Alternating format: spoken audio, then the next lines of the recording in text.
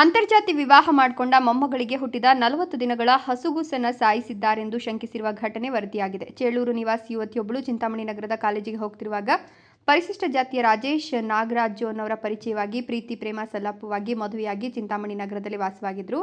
ಈ ಯುವತಿಗೆ ಕಳೆದ ತಿಂಗಳು 12ರಂದು ಆಂಧ್ರಪ್ರದೇಶದ ಆಸ್ಪತ್ರೆಯೊಂದರಲ್ಲಿ ಗಂಡು ಮಗು ಜನಿಸಿತ್ತು ಎನ್ನಲಾಗಿದೆ. ನಂತರ ಮಗುವಿನೊಂದಿಗೆ ಈ ತಿಂಗಳ 17ರಂದು ಚೇಳೂರಿಗೆ ಬಂದು ಬಾಗೇಪಲ್ಲಿ ಮುಖ್ಯ ರಸ್ತೆಯ ಹೋಟೆಲ್ ಒಂದರಲ್ಲಿ ವಾಸವಾಗಿದ್ಲು ಅಂತ ತಿಳಿದು ಬಂದಿದೆ. ಅಲ್ಲಿ ತನ್ನ ಅಜ್ಜಿ ಮಹಬೂಬಿ ಅವರು ತಾನು ಸಾಕಿ ಪೋಷಣೆ ಮಾಡೋದಾಗಿ ಮಗುವನ್ನು ತೆಗೆದುಕೊಂಡಿದ್ದು ನಂತರ ಮಗು ಮೃತಪಟ್ಟಿರೋದಾಗಿ ಹೇಳಿದ್ದಾಳೆ.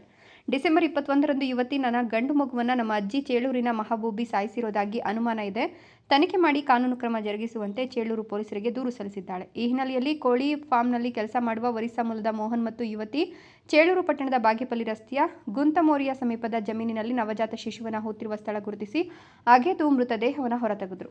ಚೇಳೂರು ತಹಶೀಲ್ದಾರ್ ಶ್ವೇತಾ ಹಾಗೂ ತಾಲೂಕು ಆರೋಗ್ಯ ಆಡಳಿತಾಧಿಕಾರಿ ಸಿ ಸುಜಿತ್ ರೆಡ್ಡಿ, ವೈದ್ಯಾಧಿಕಾರಿ ಭಾಸ್ಕರ್ ಸಮಕ್ಷಮದಲ್ಲಿ ಮಗುವಿನ ಮೃತದೇಹವನ್ನು ಹೊರತೆಗೆಸಿ ಪಂಚನಾಮೆ ಮಾಡಿ ಚಿಕ್ಕಬಳ್ಳಾಪುರ ಅಪರಾಧ ವಿಭಾಗದ ತನಿಖಾ ದಳ ಶವ ಪರೀಕ್ಷೆ ನಡೆಸಿತು. ಗಂಡು ಮಗುವನ್ನು ಸಾಯಿಸಿರುವ ಶಂಕೆ ವ್ಯಕ್ತಪಡಿಸಿ ದೂರು ನೀಡಲು ಠಾಣೆಗೆ ಬಂದ ಯುವತಿ ಅಪ್ರಾಪ್ತ ಬಾಲಕಿಯಾಗಿರುವ ಹಿನ್ನೆಲೆಯಲ್ಲಿ ಈಕೆಯನ್ನು ಬಾಲಮಂದಿರಕ್ಕೆ ಬಿಡಲಾಗಿದೆ. ಮಗುವಿನ ಸಾವಿನ ಶಂಕೆ ಮತ್ತು ಪ್ರಿಯಕರನ ಮೇಲೆ ಫೋಕ್ಸೋ ಪ್ರಕರಣ ದಾಖಲಿಸಿದ ಚೇಳೂರು